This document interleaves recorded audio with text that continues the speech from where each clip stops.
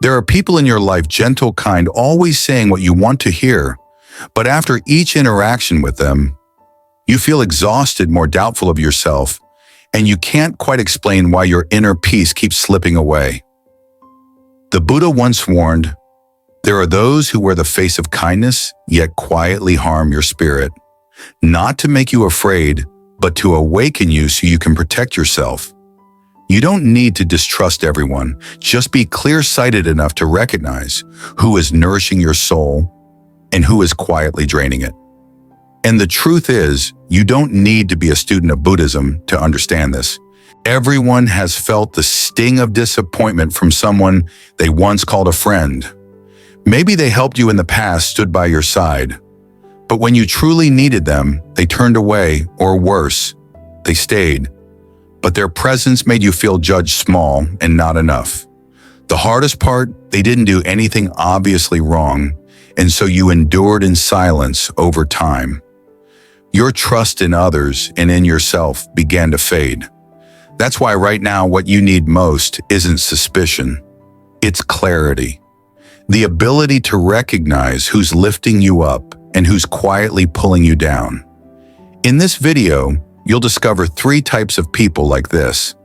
And once you truly see them for who they are, you'll begin to reclaim your freedom, your peace, and your trust in the kinds of relationships that truly help you grow.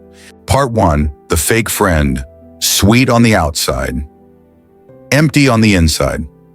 Let me paint a familiar picture. You have a friend named Susan. Susan often praises you in front of others. Linda is amazing, so capable and hardworking. But behind closed doors, she tells mutual friends, yeah, she's okay, but honestly, she's a bit difficult. People don't really enjoy working with her. One day you share a personal idea with Susan, something you're excited to bring to life. She nods, acts supportive, listens closely.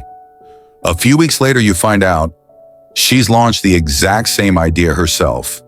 No mention of you, no thank you, just silence.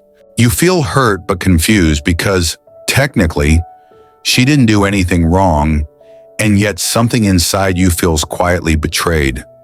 That's what makes a fake friend so hard to spot. They're kind, polite, and say all the right things, but somehow, every interaction with them leaves you feeling drained, small, or doubtful of your worth. They don't insult you. They don't betray you loudly, but they take bit by bit your trust, your energy, your peace. How to recognize a fake friend. They only show up when they need something from you. They flatter you but always sneak in a subtle jab like, you did great, you got lucky with that one. They discourage you from getting too close to others.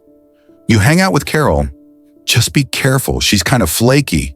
They act supportive, but somehow your personal stories end up as gossip, always shared out of concern. The lesson. Not everyone who smiles at you has good intentions. Not everyone who once helped you will walk beside you in the long run. You don't need to confront them. You don't need to create conflict.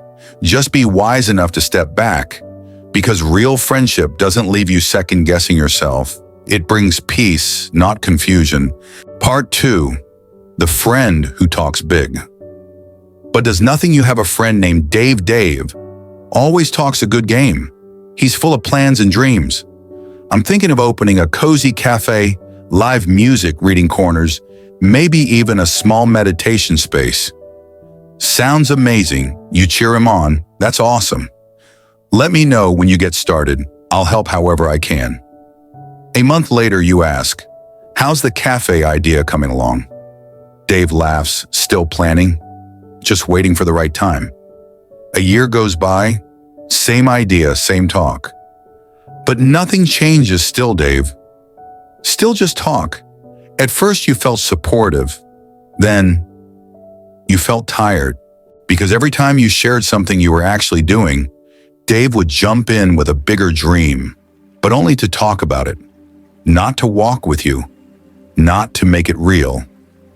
How to recognize this type of friend. They always say, soon, I'm working on it, or just waiting, but nothing ever starts. They often repeat past achievements to avoid present action. They love giving advice but rarely change anything in their own life. When you ask for details, they deflect or say, "Let's talk about it another time." The lesson: these people aren't bad. They're just stuck in their own cycle of talking instead of doing. You don't need to cut them out, but you do need to know their place in your life. They're great to chat with, but not the ones to walk a long road beside. They remind you words don't build a life. Actions do. And most of all, choose companions who move forward. Not just those who dream aloud. If you find yourself surrounded by too many big talkers, pause. Listen, less, observe more. Because the ones who truly build something often speak the least, but inspire the most trust. Part 3, the friend who's always there, but secretly envious. You have a friend named Linda. You've known each other for years. You go places together, share stories, and talk about life. Linda has never said anything harsh. In fact, she always seems supportive. But over time, you begin to notice something. Every time something good happens to you, whether it's a compliment, a promotion, or even opening a small business, Linda smiles, but her eyes tell a different story, and then come the familiar lines. "Yeah, that's nice, but I think it would have worked better if you did it a different way," or "That's not a big deal." A lot of people can do that. At first you think, maybe I'm just being sensitive, but then it happens again and again. Your happiness always seems to shrink in her presence. Strangely enough, when you're struggling, when things go wrong, Linda suddenly becomes extra caring. She calls, she checks in. She invites you out for coffee, and slowly you start to feel safer when you're not doing too well. How to recognize this kind of friend? They've been around for a long time and seem supportive. When you're going through a hard time, they're extra attentive. But when you succeed, they always find a way to downplay it. They don't criticize outright, but they compare. That's good, but others have done better. The lesson: the secretly envious friend never says anything cruel. Instead, they use soft, subtle words that make you doubt yourself. You don't need to confront them, but you do need to realize a true friend will celebrate your growth without feeling small. They'll let your light shine, not dim it just to feel more comfortable. If someone only feels close to you when you're struggling and distant, when you're thriving, that's not the kind of friendship that lifts you higher. Part 4, the friend who makes you feel like you owe them. John had a cousin named Carol. Carol was kind. In the past, she helped John through some tough times, picking up his kids from school, checking in on his house when he was away, even cooking for his family during the holidays. But as the years went by, John began to feel something wasn't quite right. He started to feel like he was living in emotional debt. Every time he politely declined one of Carol's requests, she didn't get angry, didn't raise her voice. Instead, she'd softly say, "I've done so much for your family, and now you can't even spare a little time for me." Or, "It's okay, I get it." People move on. They forget who was there when they needed someone. There was never an outright accusation. But John always left the conversation feeling like he had done something wrong. He started agreeing to things he didn't want to do, simply to avoid that guilt. How can you recognize someone like this? They often make you feel guilty even when you haven't done anything wrong. They constantly remind you of how much they've helped you in the past, so you feel like you owe them now. When you say no, they don't lash out, but instead use silence or emotional hints to make you feel ashamed. You end up doing things not because you want to, but because you feel bad if you don't. The lesson: Carol isn't a bad person, but she's someone who's learned to use kindness as emotional currency, a quiet debt that never seems to be repaid. And if you're not careful, you may spend the rest of your life paying back a debt that doesn't really exist. Someone who truly loves you won't make you feel guilty for having boundaries.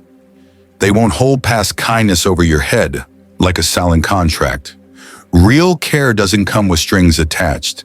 A healthy friendship doesn't require constant repayment. It's built on mutual respect, understanding, and the freedom to say no without fear of losing love. Choose your companions again, with clarity and care. By this stage in life, you've probably had your share of friendships. Some people who once felt like soulmates are now strangers.